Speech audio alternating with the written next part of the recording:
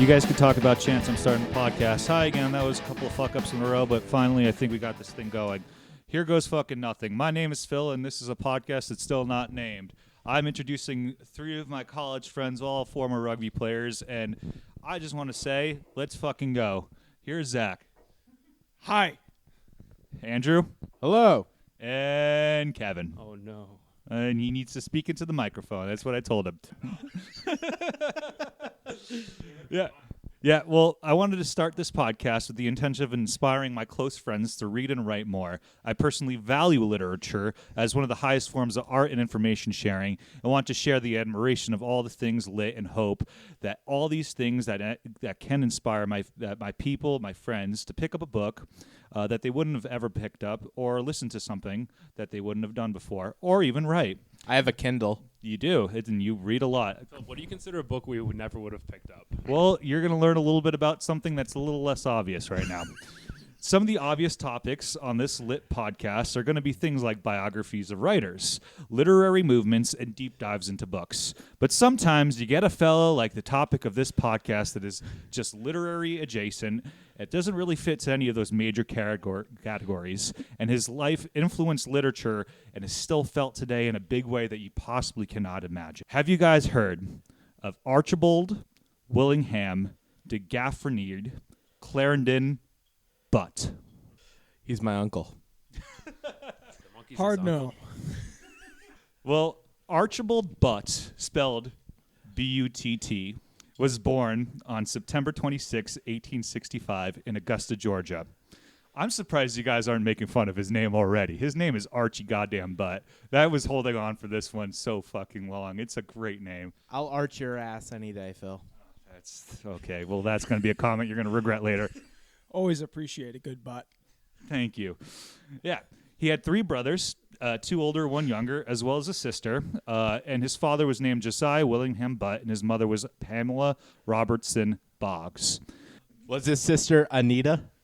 Anita Butt. If you have that date in your head, 1865, yeah, you probably think he was born just before General Sherman's march to the sea that was happening throughout Georgia.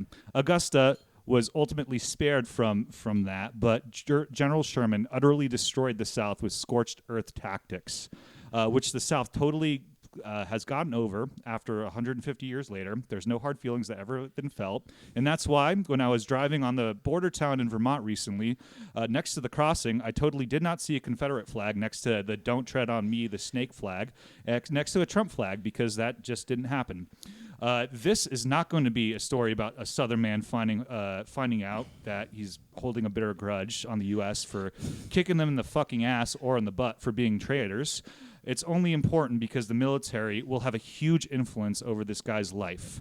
His great-grandfather, Josiah Butt, definitely served in the Continental Army fighting against the Brits, and his regular grandfather might have as well, though the record's a little shadier. On his mother's side, his great-grandfather also served in the colonial wars. One of the colonial wars. One of them was in Virginia and the other one was in South Carolina. But him growing up in the South during the Civil War, he was bound to have at least one relative in the Confederate Army. You guys want to guess who they were? No. Django Fett. That's why you're talking to the mic. The thing I remember most about the rise of the empire was how quiet it was. His father. Yeah, he sacrificed it all for the cause, apparently. Meanwhile, all three of his mother's brothers, a.k.a.'d his uncles, also served. The most known was... excuse me, what? During the waning hours of the Clone Wars, the 501st Legion was discreetly transferred back to Coruscant. It was a silent trip. We all knew what was about to happen, what we were about to do. Thank you. I got that nervous energy right now, but it's all because of that big butt energy. The most known of his uncles on his mother's side was General William Robertson Boggs, who was never in command of an army, but was responsible for building the military defenses of Pensacola, Florida, and Savannah, Georgia, where he's basically from. You've heard of Swamp Ass, but what about Boggs Butt? Well, a side note, his mother's sisters also married into the same family of Butts.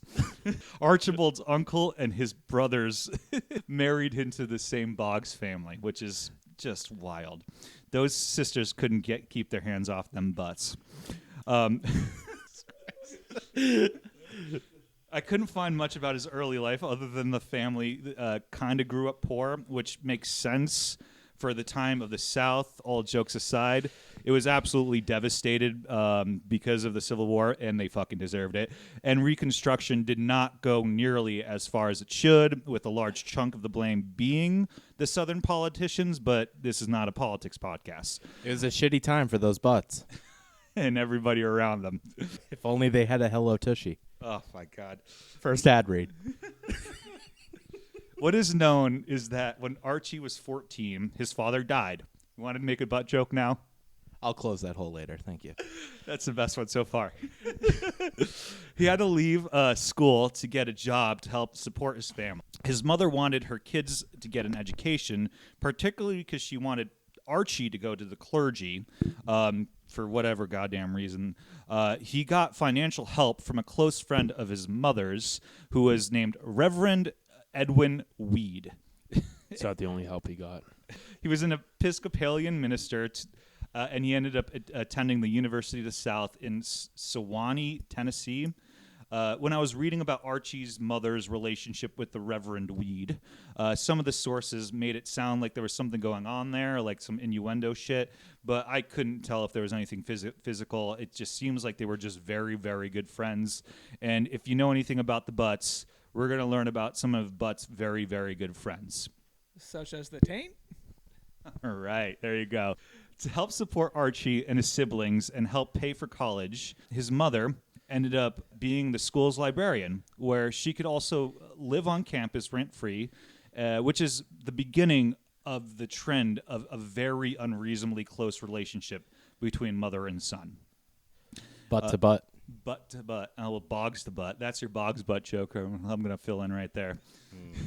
Later on in the podcast, we're going to speculate about a few aspects of Butt's personality, but one thing is for sure, he really did love his mother. He would probably be considered a mama's boy today. There will be some examples of this later on, but there doesn't seem to be anything other than an abnormal amount of affection between the two of them. Nothing gross happened. It's just an affection on a weird scale, and I need to make that clear. Archibald Butt had seriously considered joining the military for a large portion of his early life. It was his mother who steered him away from that, at least for the while. To placate her worries, he decided to study journalism, which is totally a career path that calms parents down when they ask you what you want to do with your life. A lot of money in that field. Yeah, it's the 1880s and 90s. It's a bold choice even back then. I won a school newspaper award in high school. Did you want to talk about it? It was a review of The Green Hornet starring Seth Rogen. And Damn, is yeah. that fucking movie that old? Yeah, and I won an award at Columbia University. It was the only time I went to an Ivy League. You're from Massachusetts. Yes. Do you want to explain more why you applied to Columbia University for that Oh, one? I didn't apply. I got the award there. Oh. I guess there's a story behind this that you don't want to tell, but... Well, I mean, it wasn't a lie. I went to a private Catholic school. I was part of a newspaper organization. I was a really cool kid. And we won a Scholastic Newspaper Award. Our newspaper was called The Heartbeat because we were Sacred Heart. So it was very punny. And I was the arts and entertainment editor. I wrote an article in The Green Hornet, and I won an award at Columbia University during a high school newspaper conference. And I ate baked ziti pizza and shit my brains out, much like a butt. And did you make any money off of it? No, if anything, I lost money because the school cost $11,000 a year. And there you go. I love journalism. My dad was a journalist. You don't make any fucking money. Yeah, exactly. All right. Well, actually, very pertinent. He became associate editor of the college paper and coincidentally became good friends with a general. This is the first of many generals he's going to become friends with. This one is John B. Castleman. It was through this military general that he landed a position with the Louisville, Kentucky paper, the Courier Journal, directly after graduating college. He wrote for this paper for 3 years, then moved to Macon, It's Macon, Georgia, I believe. Macon. Yeah, It is thank you. Macon. Yeah, Macon, Georgia, and wrote for their newspaper, The Telegraph. As most journalists do, even to this day, he began to write and sell his work to different newspapers, similarly to how freelance journalism works now. But I guess the major difference would be that you can actually make a living off of doing this 100 years ago. He moved to Washington, D.C., where he became a political correspondent for several Southern-based newspapers. It was in D.C. that he continued to develop his innate ability to schmooze people of power, particularly people of military importance. Another person he impressed was another general. This one was named Matt Ransom, or General Ransom. And I swear to God, the names of the stories just keep getting fucking better. It's true. Yeah, it's freaking good.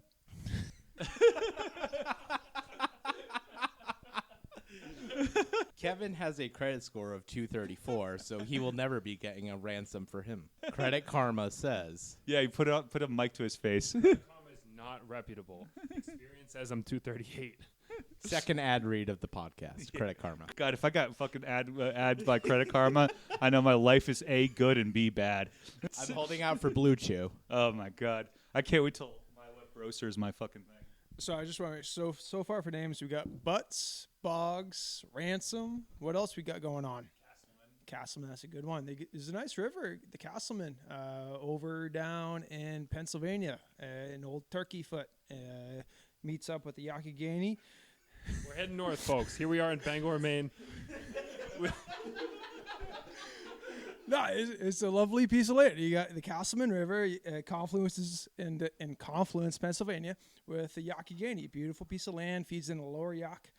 Oh shit, making our way to down Quebec there. now. And then you got Gettysburg, not too far from there either. So.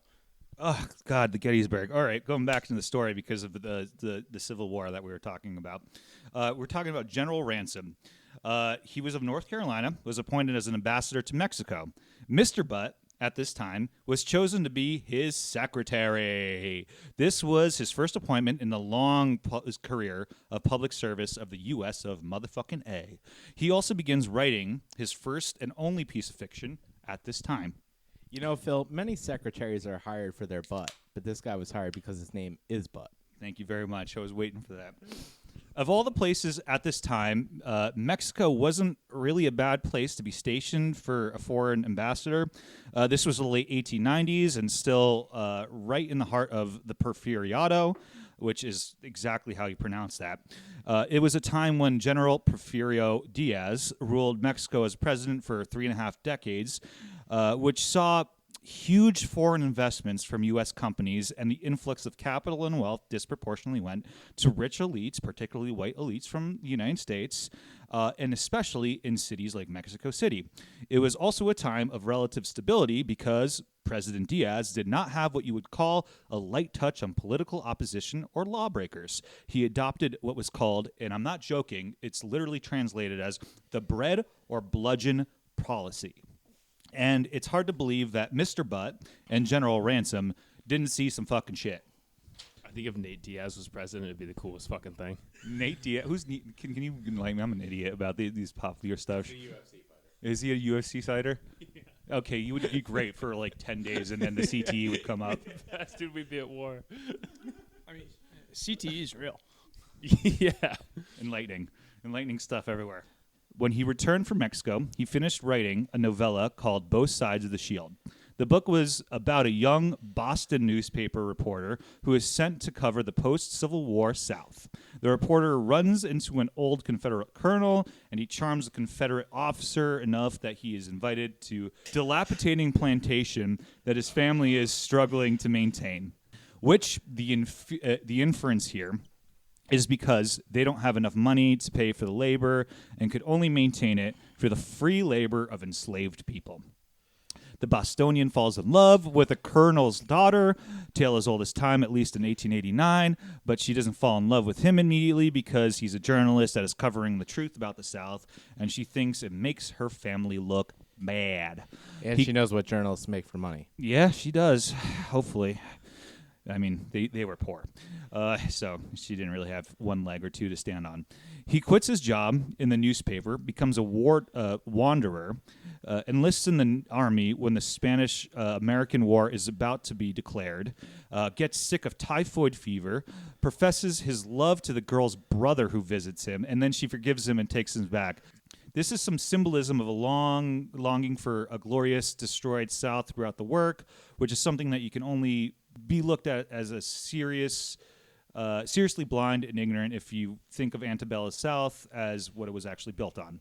What I'm frustrated about isn't the actual content with the book, but that there was a whole genre of good old days of the South before the Civil War that happened after the Civil War that treats this time and place in American history as something awesome without acknowledging why it was awesome for certain people, and blames the bankers and other people for coming into rural areas and providing predatory loans on crops and farms and shit like that, which definitely did happen. Banks are evil, but it doesn't mention the true evil of chattel slavery or why it ended up like this. You can read the whole fucking thing on Google Books. It took me under an hour, and it's like 60 pages, but you can spend an hour jerking off and doing something else because it's better for your time. The whole genre is dumb. End of story. And it wasn't published until 1905, which is going to be important later. Speaking about the Spanish-American War, on his return to D.C., the U.S. was caught up in a frenzy because a boat blew up in the Caribbean, and some newspaper guy blew it out of proportion. The U.S. was now fighting Spain. So what did Archibald do? He went to Spain? He, went to Spain, right? He made friends with Spain. Spain's person, right? Well, he continued his service in the military when he was secured a commission on January 2, 1900, kicking off the new century correctly. His rank was assistant quartermaster, and for those who aren't familiar with the military, like I'm not, a quartermaster is usually a senior soldier who supervises and distributes supplies and provisions. He's basically a logistics guy. What does a half master do then? What does a full master do? Oh, well, he's from the South. Never mind. Never mind. End of story. You want to put that mic next to Kevin? You want to get him canceled? I haven't known many Spaniards. Okay. Just Russell Crowe in The Gladiator. He used his connections to get his senior position with a general, even though he had not seen any action yet. This time, it was the adjutant general Henry Clark Corbin. Adjunct. It's adjunct? Yeah. Adjunct? Not Adjunct professor? Adjutant. Adjutant. Well, none of us are in the military. We don't fucking know any of this. He was stationed in the Philippines during the U.S. occupation there. He was really good at his job, and he was a likable guy. Realistically, a likable guy can only get you so far because he was promoted 13 months later to quartermaster with the rank of captain of regulars, which sounds like a character you're going to find in Average Joe's gym. I'm a fat kid, so I was captain of Huskies, not regulars. That was a pants joke. It was a good joke. I'm definitely keeping that one in. Thank you. I'm definitely keeping that one in. Now quoting from the introduction of his life in his own novella, quote, much of Major Butt's time since securing commission had been spent in tropical and subtropical lands. He went to the Philippines in 1900 and served there nearly 4 years continuously. He made a study of Army transportation problems, and the results at once classed him as a specialist in this branch of Army work. His friends still tell of how he broke all records in transportation of mules and horses across the Pacific, leaving Portland, Oregon with 557 animals and landing 556 of them in good condition. So good, in fact, that they went to the field at once. He was first to announce that a horse could make the trip across the Pacific without being unloaded at the Hawaiian Islands. So convinced was he of the feasibility of this plan that he diverged from his orders to unload in Hilo and continued to the Philippines, taking in all 32 days to make the trip. Now, Phil, the question we are all wondering, did that butt bring asses to the Philippines or just horses? I probably did do that. Kevin, it's recording again. Do you have a question about like animals or some shit? 100%. Yeah. I don't have any answers about that. I just know it was Have horses. you seen what a duck's dick looks like? Yeah, I wish I did. Wild, bro. I don't think you brought any It's ducks. fucked up. But didn't bring any ducks. Did you? Actually, a better question. Have you seen what a duck's dick looks like? Every day. Why? First thing in the morning, every day. That's disconcerting. So a duck is actually the reverse of humans in that female ducks are more apt to be bald, and that is because male ducks grab onto the back of the female ducks' heads while they are mounting them so they don't escape. So if you see a bald duck, it is most likely a female duck, and she's most likely pregnant with the eggs of a tyrant male duck. Yeah, and that's if they survive the drowning attempt. It's always a rape. So Always. my grandma was going bald. What do you say about my grandpa? He had a corkscrew dick. Andrew, you got a good goddamn voice for this, by the way. You do, and that is staying on the podcast. But I learned something about ducks I did not want to ever fucking know. Moving on. His methods of transportation of livestock were copied by the British. Oh, it's getting dark right now. Let's go, guys. To help them during the Second Boer War. You know what happened during that? Well, about 40,000 people dead between 1900 and 1902, and it was the first time concentration camps were used ever. Realistically, he's indirectly responsible for this, but wild. I'm going to go butcher this saying here, but it does go sometimes to say that bloody, bloody, blada, soldiers win battles, logistics win wars. This was true for the Spanish-American War. The Spanish-American War technically was over by the time the Archibald Butt signed up, and he actually only served in the Philippine-American War. It's a complicated history, but the U.S. occupation in the Philippines was just chock full of war crimes. The U.S. soldiers had the prevailing idea that the Filipino was little better than a dog. End quote. They would burn down entire villages and kill everybody who lived there. Again, not something that doesn't sound unfamiliar to somebody who, say, had a grandfather who served in the U.S. military between the theoretical years of 1965 and 1972, just throwing some random dates out there. It's estimated that 20,000 Filipino combatants and 200,000 civilians died from violence, famine, and disease, and those are stats taken right out of the State Department's website, so you know they're probably not true. All the time he was in the Philippines, Major Butt really fucking missed his mother. It was amidst this fighting, occupation, and suppression of the native people. He missed her so much that he convinced her to come to the Philippines. All right. Quote, to modernize Archie's attachment to Pamela Boggs' butt seems extreme. During his 3 years posting in the Philippines, he was pined so much for his mother that he had arranged to meet her and bring her halfway across the world into a war zone for an extended visit. Pamela then lived with him when he returned to Washington as depot quartermaster and joined him in Cuba when he was posted there in 1905. Also in 1905, his novella was finally published in Lippincotts monthly magazine. Yeah, we're going to brush over this. He was also stationed in Havana after the Philippines. I don't know really much about it. He probably cosplays with all those Rough Riders. I'm just a little concerned about this mother-son relationship. It's getting a little weird for me. Get a little Oedipus-y. I wish it was just Oedipus-y. It's fine, honestly. Nothing happens about it. It's just like weird. All right. After his stints in the Philippines and Cuba, he was recalled back to Washington, quoting from a book by Hugh Brewster, quote, coupled with his impeccable manners and creamy southern charm. No, he said creamy, buddy. Gritty. Creamy grits. Grum. Yeah. So I'm sorry. I need to cut you off, and maybe I'm jumping the shark on this. Is this what Forrest Gump was based on? No. A man that's been around the world, has been in wars, went to Washington, loves his mama, and has a weird name. This is what Forrest Gump is based on, Phil. I wish it was. It's pretty good. No, I learned about this from a nonfiction book I read, and I'll tell you which one later. If he starts dating a girl named Ginny, not Jenny, I'm suspect.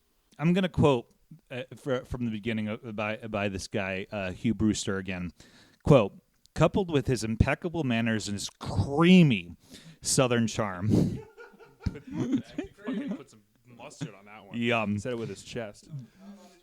No, yeah, exactly, not mustard cream. Yeah, it's The like good shit. 42-year-old captain made a perfect choice for presidential military aid.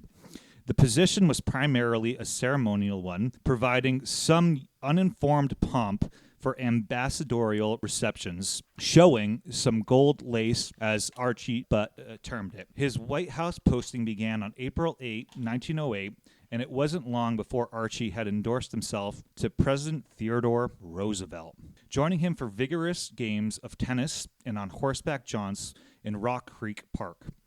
The president soon put Archie in charge of the White House stables, including the care of his own horses. The two men also bonded over their shared Southern heritage. Roosevelt's mother had been from Georgia, I think it says. Yeah, Georgia. This is a typo. And soon the ebullient Teddy would be styling Archie and himself as, double quote, two old Southern gentlemen, end double quote, as they swigged mint juleps in their tennis clothes and made jibes about New England Yankees, end quote. So, where did Archie start again? Like, as a president of his newspaper? Yeah, I mean, he was a journalist at one point. He grew up kind of poor, kind of like more on the downtrodden side, but he was just living in Georgia at that point, post-Bellum South.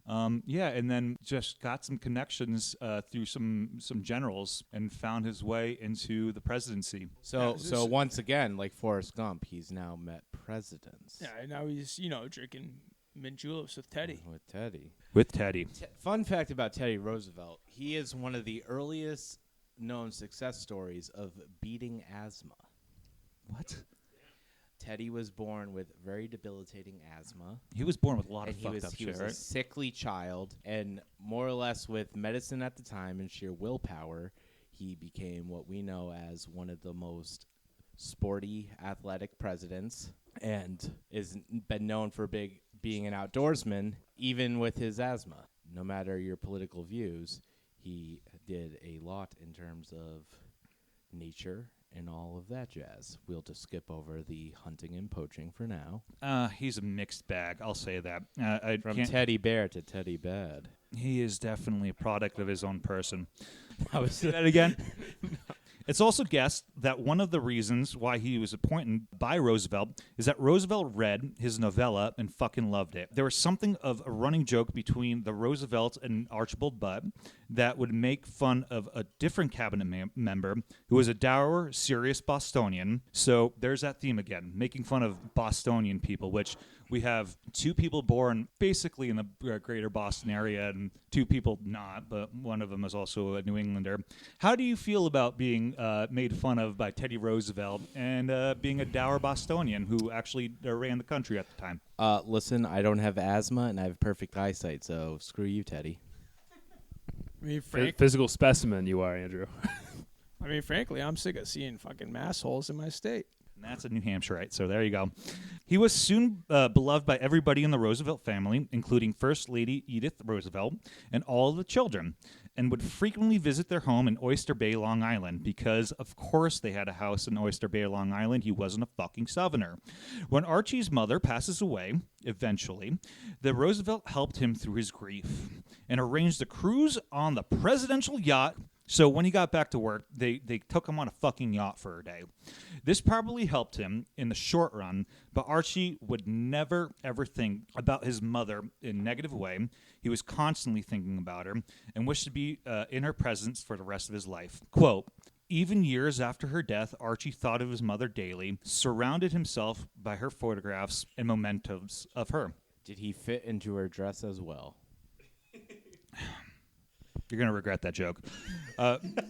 When Teddy left office and Taft won the election, Major Butt transitioned easily from one administration to the next. He was able to become, quote, like a son or brother, end quote, to Howard Taft, who also bonded with him over golf and horses. Who do you think was fatter, him or Cleveland? Oh, him. He got stuck in a bathtub. Small bath? Was it a small bathtub? It's a good question, but it was a presidential bathtub. It was small. Those bathtubs back in the day could fit like a whole family of 6. No. Let's think about it. Much like old houses have small toilets because people are smaller. One would assume that in the 1800s/1900s, a bathtub was built for the average size human, which is probably 5'8", 150. True. And I would retort by the house that we're in right now, built in 1930, granted 50 years later. It's got like 7 foot, 8 foot ceilings, which is tall, right? Like this is a tall house for ceilings, and some pretty wide fucking doorways. However, this was a Sears Roebuck house, and I think Sears was a better company than it is now because they're in the fucking shitter. Ding, ding, ding, ding. Fucking roasting a company. Yo, fuck Sears, bro. Fuck Sears, guy. Back to my husky pants. When I was a young lad, I got my husky khakis from Sears because they carried the Land's End collection, which was the uniform of choice for Sacred Heart. The same place that I won my newspaper award. So, shout out to Sacred Heart. I also wore husky pants, Andrew. I had a big booty. And we are now both the same size, and we've both grown up to be 6'1" and 190 pounds. The boys are thick. I'll say it. I have to wear husky pants too, but I have a huge butt. I've always had one. There you go. You guys should see this shit right now. Yeah. Thick as fuck around here. Yeah, right. Bicycles are going to love us tomorrow. Thicker than a Snicker, my God. Thicker than a Snicker. All right, I'm moving on with this podcast. As you may be aware, Teddy and Howie's friendship had a rift. Teddy thought Howie wasn't going to do well in the office, and this was solidified when the Democrats seized control in both House and Senate in the 1910 election, and presumably, in true Democratic fashion, did absolutely fuck all with this power. Archie personally believed that he would be able to help fix the relationship, but that really never happened. He also tried to preserve his allegiance to both presidents, but the stress of it caused him to have a nervous breakdown. His health became affected by the stress, which induced an illness that didn't allow him to digest food properly. So, Archie Butt had major diarrhea. No, it didn't go through, unfortunately. This was referred to as auto intoxication, and it sounds absolutely fucking terrible. It's like the worst case of acid reflux you can possibly have. Toxins would literally get into his bloodstream from his stomach. When Teddy decided to throw his hat in the ring for presidency during the next election, Major Butt still decided to campaign with his current pal Taft, starting the fall of 1911. Butt was certainly a loyal human being. One might say attached to the hip. I would say I'm going to go home on that one, but that's just not fair. This is a quote by him that shows his devotion. Quote, "My devotion to Colonel Roosevelt is as strong as it was the day that he left, but Taft has been too fond of me for the past 3 years to be thrown over at this time." Another quote, according to his own tally, they were on the road for 58 days and had been at 220 stops, with 380 speeches made by Taft. Now, Unquote. Quick question. He called him, you said, Colonel Roosevelt? Yeah. When was it that you would refer to a past president still as president? I feel like that is shade back in the day. You know what? This quote came from, you know what? I actually don't remember where it was. I'll cite the sources later at this because I have to. But it came from the person who wrote it, and I think it was just a literary choice more than anything at that point. It's truly just me being curious. Does your past military title trump that of your political office? Well, being that the president is the head of the military, it's very true. But do you call Eisenhower President Eisenhower or General Eisenhower? well, we call him President Eisenhower, don't we? We call him Ike, baby. Yeah, we call him the Ike of Mikes, Mike Ikes, right? Man loved a good golf game. Did he? Most golf trips by a president until I think probably recent times. You know what? At least the roads were fucking built back then. All right.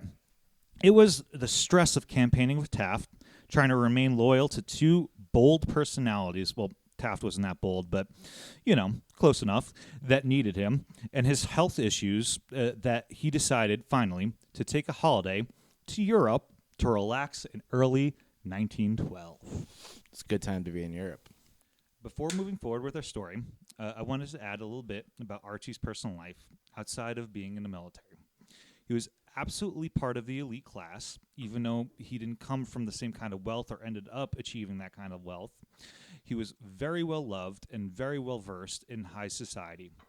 It was said that what he didn't know about Washington, D.C.'s scene was not worth knowing, and lavished in sharing gossip and was a good storyteller. He was, quote, considered Washington's most eligible bachelor, but he was unable to sustain any relationship with any woman other than his mother, end quote.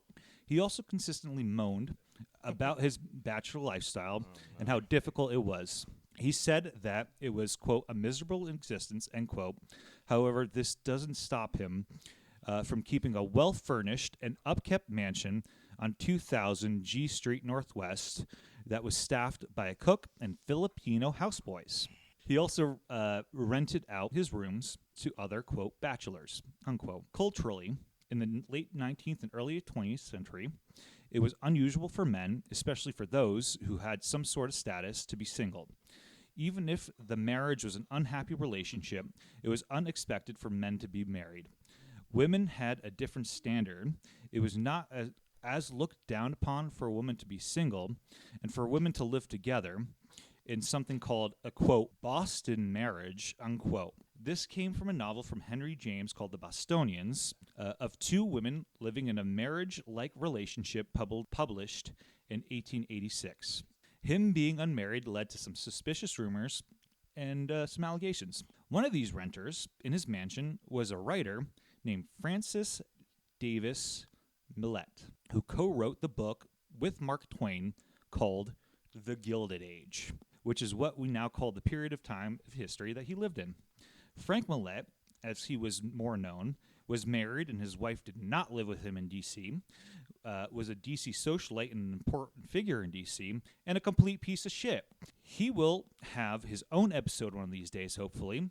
He did not like women. In particular, he did not like wealthy American women, who he referred to as obnoxious and ostentatious. He wrote to a friend about American women once, quote, "They are the scourge of any place they infest, and worse on a shipboard than anywhere else. Many of them carry tiny dogs and lead husbands around like pet lambs. I tell you, when she starts out, the American woman is a buster. She should be put in a harem and kept there," unquote. Unironically, he was married to one of these wealthy American socialites, but didn't seem to bother him or his actual lifestyle. Any questions so far? I'm very confused. So it sounds like so far Archie can't hold a relationship with a woman other than his mother, surrounds himself with possibly other good-looking men, and only chicks that need him for his money. Not even that. That's not Archie. We were talking about Frank Millett on that one. But yeah, Archie was what was once called, in the day, a well-known dandy. I think this was a politer way of saying somebody was a little bit flamboyant and effeminate without outright accusing them of being gay. Major Butt, especially as he was aging, seemed to not really have time for any serious relationship with a woman. From his letters he left behind, it seemed like it was something he half-heartedly complained about, not having a wife, especially while he aged. It's possible and highly likely that Archie was gay, but there is no documented proof. He loved to dress well and even took 7 trunks of clothing to Europe when he was working there for while he was working with President Taft. One of the sources I also used noted that Major Butt had to have some of the Rough Rider in him, as Teddy Roosevelt would not have enjoyed his company otherwise. but he was known to be charming to basically everybody, and Teddy very much liked hanging out with anybody who was considered a fuckboy basically today. It would be very unlikely for the president at that point to have read the subtle signs of other people could probably see. Yeah, you want to make a joke? Because feel free to do so. I mean, there's just so many. It's like Fruit Ninja. They're just falling in front of me, and I'm trying to slash them. It's just rough, Butt, Ryder, 7 trunks of clothes. Continue. There you go. The best proof of Major Butt's sexuality is that Major Butt lived with Frank Millett. And when they traveled, they shared rooms together. Not only apartments, but also shared private rooms on the ship ride to Europe. Frank Millett had at least one affair with another writer named Charles Warren Stoddard, and Stoddard was unquestionably gay. He wrote to Millett about the affair that he had with him several times. Got a little fucky with Chucky. Wow, that's a good one. Yeah, it's It's a construct. No. Frank Millett and Archibald Butt could have just been really good friends. Honestly, they could have been. But it could have been one of those situations where historians just said they were good friends. Oddly closer friends than friends are now. Historian James Grifford states, however, quote, "Of course, there's no conclusive evidence that Archibald Butt was gay, and I find it highly unlikely, given Archie's careful self-image control, that he ever committed to paper any overt thoughts of such a nature." What did you say, Philip? Did you say that they were on a ship? Oh, you're going to get that one. Yeah, 1 second. He was too canny an individual for that, too conscious of the risk in military and political ranks, where such an idea would have put a quick end to any hopes and advancement. So I can only suggest that my research results in an impression that he was gay. Moving on. In 1902, an American financier and investment banker named John Perreault Morgan purchased the White Star Line, a British shipping company originally founded in Liverpool, United Kingdom. He acquired the White Star for $32 million and combined it with other shipping companies to create a trust called the International Mercantile Marine. The British company acceded to the acquisition, and with loans and subsidies from a government and the new influx of American capital, White Line created the largest and fastest liners of the time. This wasn't enough for the seafaring speculators. Within a decade of J.P. Morgan's purchase, the company decided they had to go balls to the fucking wall. They drew plans for 2 giant ships and added a third one for the completion, mimicking the original 2. These would be the world's biggest and most luxurious liners of the time. The Nina, the Pinta, and the Santa Maria. I'll do you in the bottom while I'm drinking sangria. Thank you that it's now on record. The first ship was called the Olympic. The third ship was called the Gigantic. But the one in between was called the Titanic. Oh. Cue the Celine Dion. You want to sing it with me, everyone? And I will always love you. It's not right. Either. You got it right. You sang the different same song that's wrong. I wherever you are. I'm also pretty sure Celine Dion is the pride of Quebec, along with maple syrup. Prior to the maiden voyage, Major Butt was living with his totally and only a friend and not at all romantic partner Frank Millett in his villa in England. Millett's wife was not there during this time, and when she finally moved in, Major Butt moved out. Frankie saw that his friend was stressed as fuck about President Taft, who wanted Archie back to the United States. There was a presidential election, remember, and though the campaign season was shorter than the 3 years prior to the election is now, and vastly different since there was no television, hence the several hundred stops and many more hundred fucking speeches, Taft still wanted his friend to come back to help him on his campaign. Millett, too, needed to go back to the United States because Frank Millett was a sculptor and an architect or of some kind, and was going to be designing the Lincoln Memorial. This is telling you, it's still Forrest Gump. There's too many historical pieces that are intertwining these people. I think that just speaks to how good of a story Forrest Gump is, right? Like, that's an amazing movie. You guys both still sang when you heard Titanic and you tried to sing the Titanic song. You both sang a different song and it was the same song. You both got it wrong with the same song. Now I'm quoting Hugh Brewster's book on the Titanic called, quote, Gilded Lives, Fatal Voyage. President Taft needed his closest aide to be in fighting trim for the coming campaign and had arranged letters of introduction for Archie to the Pope and the King of Italy to grant an air of officialdom to his trip. According to the March 31 social column in the New York Times, Major Butt had, double quote, had the entry to every house worth while in Rome, end double quote, and another double quote, by doing exactly what the doctors forbade, end double quote. As Archie put it himself, he was in splendid condition and ready to return home, end the entire quote. On April 10th, 1912, the Titanic set sail from Southampton. There are a number of things that might have been considered bad omens that happened. Firstly, left hours later than it was supposed to. Instead of breaking a bottle of champagne on the boat, somebody decided that 3 cannons being fired was supposed to be the fucking shit and did it. On their way out of the harbor, the boat was so goddamn massive that the water displacement in the harbor caused the ropes of another ship to snap, and apparently that sounded like gunfire, and it nearly caused a collision, further delaying the trip. I don't know if any of these are actually bad omens, since I don't really believe in superstition, but it was such a big fucking trip that it ran into an iceberg, and the only thing that could have fucking stopped it was that fucking iceberg. And I think it's more symbolic of how human vanity really has no bounds. And I want to note that the only person who suffered an injury during this launch got his leg crushed. But don't worry, he was just a measly stevedore, and he did later die of his wounds. This ship was a big fucking deal at the time. You can't overstate that. People had a hard time believing how big it was and how decadent it was.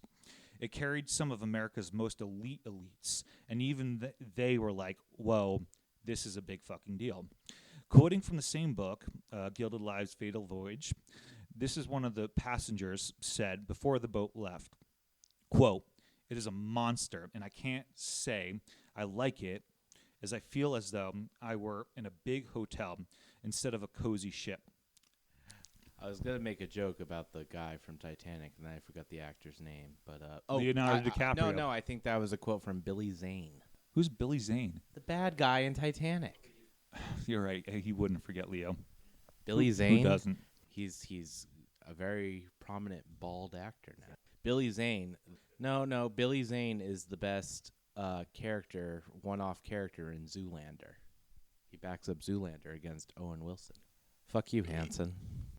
Well, to further prove how big of a big fucking deal the Titanic was, our protagonist dressed in full military attire as he boarded. This guy sounds like he's really well dressed.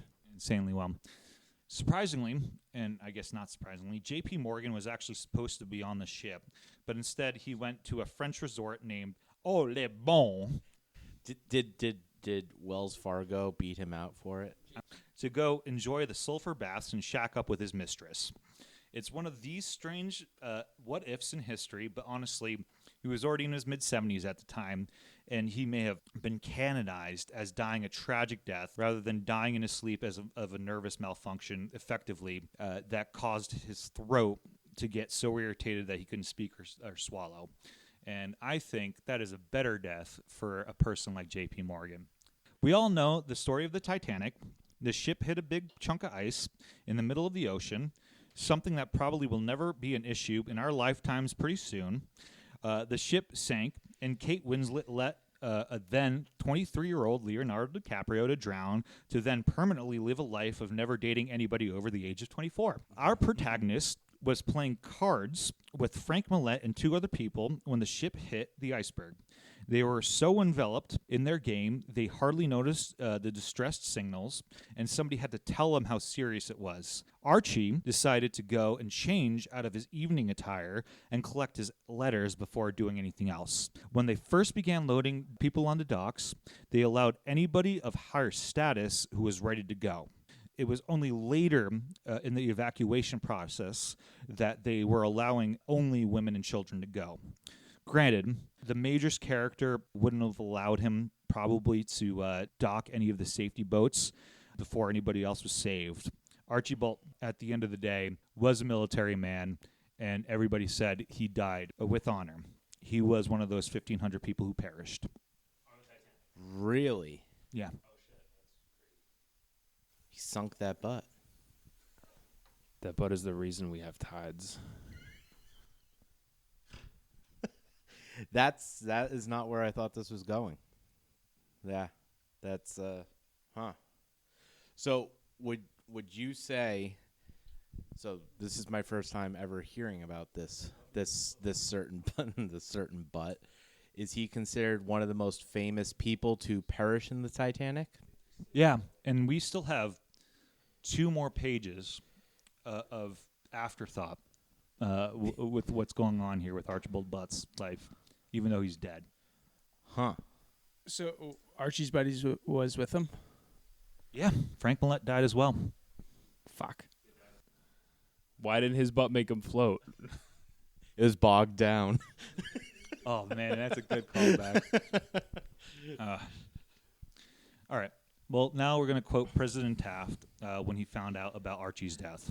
Quote, "He died like a soldier and a gentleman," unquote. When Taft would later visit Butt's hometown of Augusta to pay his respects to his lost friend, he also referenced his friend's devotion to his mother. Quote, "It always seemed to me that he never married because he loved her so." That's a cop-out. I mean, I'm sure he loved his mother, but I mean, I'm sure he loved a lot of other things as well. No? Speaking of Taft, do you think that someone died in the Titanic while taking a bath? Oh, my God. Died from drowning in a tub, but not because of the tub water. I mean, I'm sure a lot of people died on the Titanic taking a bath. You want to hear a fucked up story about the Titanic when I was reading this this book? Please. Oh, this is after script. So, all right. So, there was one of the richer guys over there who was also a yachtsman, and while the initial boats were going down, he said that he could man a boat, which he could legally, not legally, but was responsible and be able to do it. So he took the boat, took his gun, and the Titanic wasn't just filled with rich people. It was filled with a lot of immigrants trying to make it to the United States. He looked up and saw a lot of Italian people trying to get on the boat, and he fucking opened fire at them about the rich, the rich people were on the boat, and the poor Italian immigrants were trying to do it. Yeah, he didn't. There's probably supposed to be mad more than just 4 people in that string quartet. Then. Yeah, well, it's a lot of dude. That's a true fact too. Like the people actually were playing before they. Yeah. Do you know? I forget what character he was, but in the movie, he wasn't the captain, but it was someone in part of the crew. And in the movie, he shot himself out of cowardice. And in real life, supposedly he was a hero and was trying to get people off safely.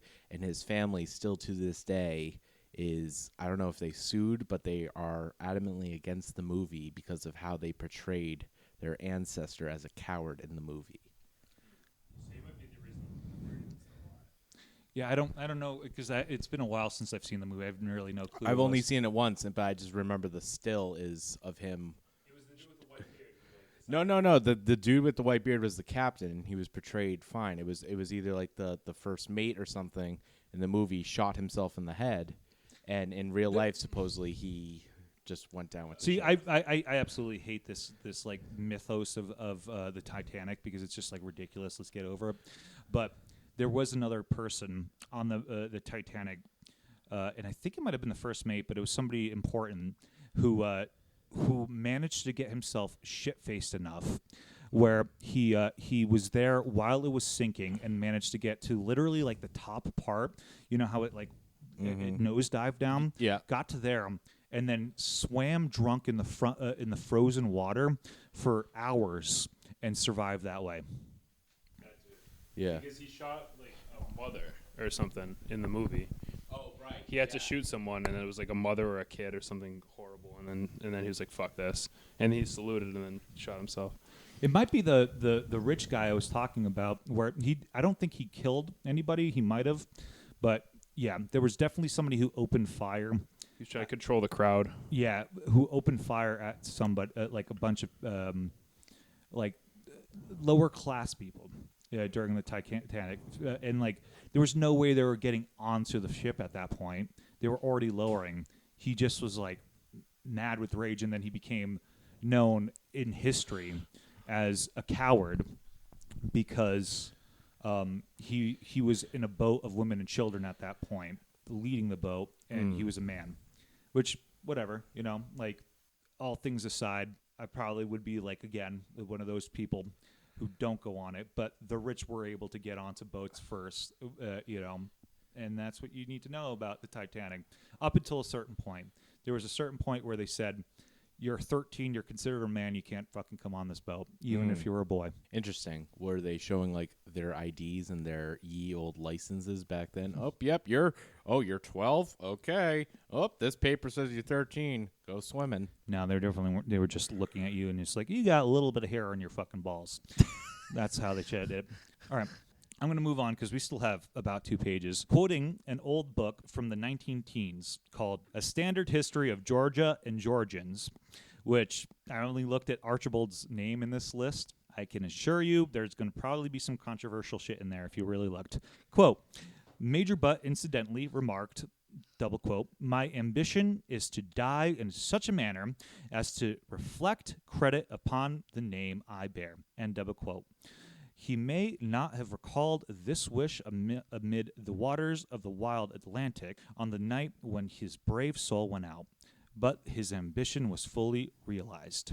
The citizens of Augusta have built a memorial bridge in his honor to span the Augusta Canal and to keep his name in green remembrance amid the scenes of his youth. In Sewanee, Tennessee, a memorial tablet has already been unveiled in the halls of his alma mater, and a handsome monument has also been erected by his comrades of the Army in Arlington National Cemetery, Washington, D.C. Now, before leaving office, Taft did one more good thing for his friend. He dedicated a memorial fountain to Major Archibald Butt in Francis Millet's memory, and you can still go and see the Butt Millet Memorial Fountain in the President's Park, right in the center of the National Mall, right in between the Washington Monument and in the White House. It is about 400 feet south of the White House lawn. President Taft probably did not know this, but he accidentally became an LGBTQ plus icon before leaving office. He made sure we were all drinking butt water to this day. What does that even mean? Can you elaborate on that joke? Oh, I thought it was like a bubbler, like a water fountain, not like an actual like. I thought you meant like it was like a water fountain, like that people drink from, not like an actual monument fountain. No, like a literal. You can Google this right now. You can see the Butt Millet Fountain. So is this fountain like actually like important to any of the LGBTQ plus community? Is this something people are aware of or no? Highly doubt is actually important to that community, being that Frank Millet was such a misogynist. Yeah. So at this point of this podcast, we're an hour and 21 minutes in. This is a podcast about writing and books and authors. Other than Archie Butt being a journalist and published one absolutely terrible novella that has pretty much been forgotten in all of history, but did get him a presidential appointment probably. And also a possible love affair with a male writer in a time when it was unthinkable. I think you can say, and maybe this is what you're getting at, I think the most important piece of literature this guy's connected to is his own obituary. Can you imagine this story written as an obituary? Here lies blah, blah, blah, met a president, met another president, loved his mom, maybe a little too close, was in the army, died in the Titanic, impeccable dresser. This is like gold for an obituary. You know, it's a little bit of a stretch, even for a nascent podcast, to be talking just about him. Archie, however, knew his position within the U.S. government. Being close friends with two presidents would be historically important. He was very self-aware that he would be able to provide an accurate representation of both Teddy Roosevelt and Howard Taft, both of who wrote extensively. This would be an unbiased opinion for both of those presidents, especially because Roosevelt wasn't a blatant liar, let's say, but believing in the words that he wrote. And when he talked about himself and the stuff that he didn't really seem very credible at times. He exaggerates some of his deeds, and he was definitely a fabulist. This is not to say he didn't do remarkable things in his life. With hindsight, he's certainly a problematic and a complex figure. I will probably talk about his writing because before he became a political figure, he wrote novels, or stories, let's say. Also, when you're reading some of Taft's writing, completely opposite. It kind of makes him sound like he's too self-conscious and doesn't give himself enough credit for some of the stuff he did because he broke up more trusts than Roosevelt. Archie Butt wanted his letters of his White House days to be published, and he sent them to his sister-in-law, Clara Butt, to be compiled and published as a book. I wrote sister-in-law, and his last name is the same. And it probably... Yeah, that makes sense. Brother. Clara Butt. Earlier I said his sister... In this family, I'm not surprised. Can we talk about Teddy Roosevelt more? I want more Teddy Roosevelt. I picture like Conor McGregor back then, just like as president. I picture him like, oh yeah, you want to come for the Bears, huh? You fucking stupid. I'll knock you the fuck out. Conor McGregor just punches random old grandpas for not having a pipe. Why do you like him? Yeah, he did. Have you never seen that? Look him up. Literally, look up. To be fair, maybe this is an exaggeration, and I'm not promoting this, but one of the more interesting, somewhat true stories of Teddy Roosevelt is that in the basement of the White House, he frequently boxed his own wife. What? He boxed. He had a basement White House fight club and supposedly fought his own wife to get over marital disputes. Yeah, when your wife's a grizzly bear, it's actually pretty cool. What is this, like evolved fights like on Pornhub? Like what kind of fights are these? I want to know how many she won. I hope she won all of them. She took his glasses off, and then it was... BDSM is not the same as fighting. Let's raise awareness. There's so many things. Every time I learn more facts about Teddy, I just go, how did I not fucking know about this as a kid? And you just go, oh, because the national parks. He was a gangster. Public lands are fucking great. Aren't they, though? A lot of the things that he did end up being okay. There's also a lot of things that he was a piece of shit about. Yeah, but I'm still a big fan of public lands. Yeah, same. Archie Butt wanted his letters of the White House days to be sent to his sister-in-law, Clara Butt, to be compiled and published into a book.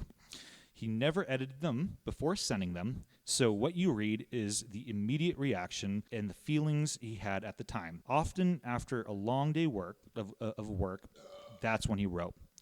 Before going to Europe, he instructed Clara that if anything were to happen to him, quote, for the letters, if they have any historic value, must be printed as written, end quote.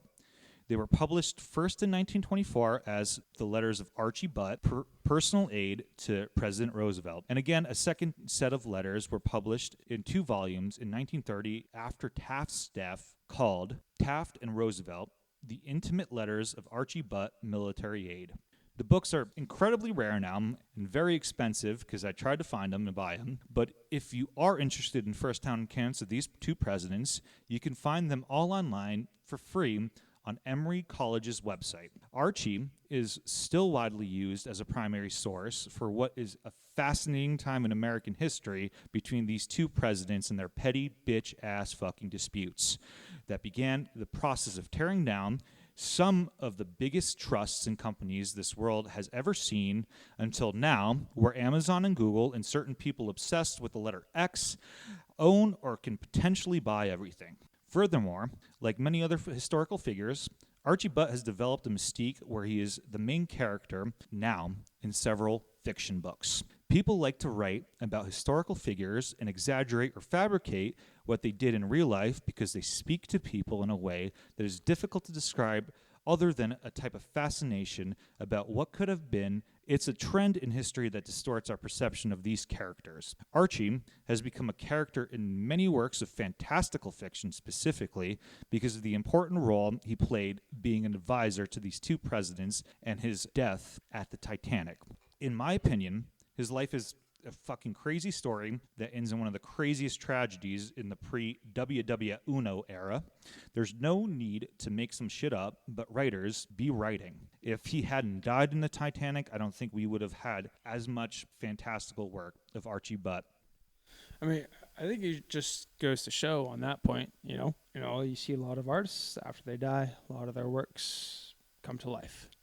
And this is just one of those stories where that happens. Well, that's like, what's his face? Who's the, oh boy, ... Who is the painter? Who's the painter that cut off his ear? Van Gogh. Did not become famous until after his death, and someone founded his paintings. Correct? He didn't make a fucking dime.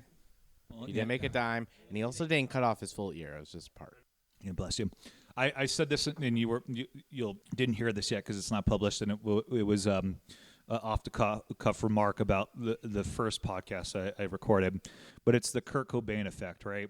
The what could have been, and Kurt Cobain is one example of it, but I enjoy Nirvana. Me like me some Nirvana. Well, he's what? He's in the 27 club. He was 27. Amy Winehouse too. All right. Well, some of these works that include him as either a minor or most of the time a major character include From Time to Time, published in 1995, written by Jack Finney, who also wrote the sci-fi book called The Body Snatchers. Others, are familiar with The Body Snatchers at all? No, but Archie wrote The Booty Snatchers. Fuck yes. Just keep getting better. It's a 60s sci-fi movie. No. It is. It's aliens taking people, right, and wearing human skin. Yeah. Other novels is the 1998 novel written by James Walker, Murder on the Titanic Plan. Another by Michael Bachman, published in 2012, was called The Great Abraham Lincoln Pocket Watch Conspiracy. Another one, which was published in 2014 by, I think it's Jacopo, but it could be Jacopo della Quercia, has Archibald as a pilot of fictitious dirigible, which is also an airship, is Taft's best friend throughout the whole thing, and has a climax where the showdown is on the Titanic between the U.S. government and King Leopold II of Belgium. The most recent book where he is a major character is a time travel themed book called A Quarter Past, Dancing with Disaster, published in 2021, that I could find. And this was by Luke, I think, Maurman. The only one I read actually out of all of them was From Time to Time because it was available at my local library. It was the sequel, by the way. It was not the original one. So I had to read the first book called Time and Again and had to understand what the hell he was saying because it was just absolutely littered with plot holes. It's a time travel book, by the way. When the writer has writer's block, his book is called Out of Time. Oh, let's go on again. Keep going at it. The second book has just as many plot holes as the first. According to this first book, time travel can be achieved because of Einstein's theory of relativity, that light has weight, and when you mix that with hypnotization, you could travel back to New York City in the 1880s from the 1970s, where apparently life was all peaches and cream. It's the second time cream has been mentioned in this podcast. We went from the Titanic with Leonardo DiCaprio to 1880s New York with Leonardo DiCaprio, also called Gangs of New York, a sleeper hit. Sleeper? Every rugby bus ride. If I poll 50 people in the great town of St. Albans and ask them for 5 Leonardo DiCaprio movies, I would say Gangs of New York would not be on a 10th of their lists. Real film lovers, you would ask them, okay, what about Daniel Day-Lewis movies? And there's only like 4 of those. Last of the Mohicans. Yeah. Two Left Feet. I will do a whole thing about The Last of the Mohicans. Have you read that book? I'm not going to. What's the oil? The oil one. There will be Will be blood. Lincoln, the Crucible. Yeah, we're almost done with this. We got 2 more points.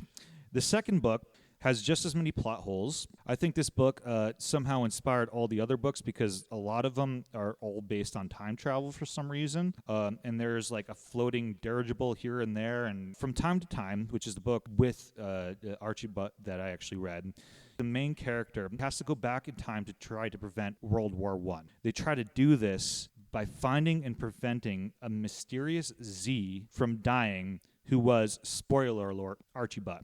He was the mysterious Z. Z as a concept of a character isn't even really introduced into the book until like halfway or more, which is just bad writing. The way that the characters figure out how to prevent the Great War from happening is by preventing the Titanic from ever sinking. The author somehow correlates the sinking of the Titanic from the start of World War I, which is not actually one of the causes of the start of the war, like the enormous buildup of animosity in Europe, or mentions even the number of times it could have popped off before 1914 for a lot of reasons. He doesn't explain how saving the Titanic from sinking would have prevented Gavril Princip, a Bosnian Serb living in Sarajevo, from assassinating the Archduke Franz Ferdinand at all, which is, by the way, the modern Scottish rock band. It's actually kind of laughable, the kind of stretch that he's made. It's a mental gymnastics I've never kind of heard or read before. But for those of... That's the word of the day. But there are some darts of pleasure for you. Take Me Out by how much you could have it so much better. No, you girls shouldn't pick up this book, especially not in the dark of the matinee. And with that last force reference, I'm going to walk away. Franz Ferdinand and Take Me Out. hold on to your butts. So some sources, Archibald Butt letters, archives are all on emory.edu. Archibald W. Butt, Both Sides of the Shield, Doris Kearns Goodwin, The Bully Pulpit, Theodore Roosevelt and the Golden Age of Journalism, Hugh Brewster, Gilded Lives, Fatal Voyage, The Titanic's First-Class Passengers of Their World, Soldiers of the American Revolution from southwestern Virginia. It's a website, rootsweb.com. William K. Boyd and William R. Boggs, Military Reminiscence of General William R. Boggs. Jeffrey Wells, Archibald Butt, founded a new Georgia encyclopedia, last modified in 2014. James Gifford, Archie Butt, and ourhistory.org. Lucien Lamar Knight, Standard History of Georgia and Georgians, and a handful of other articles.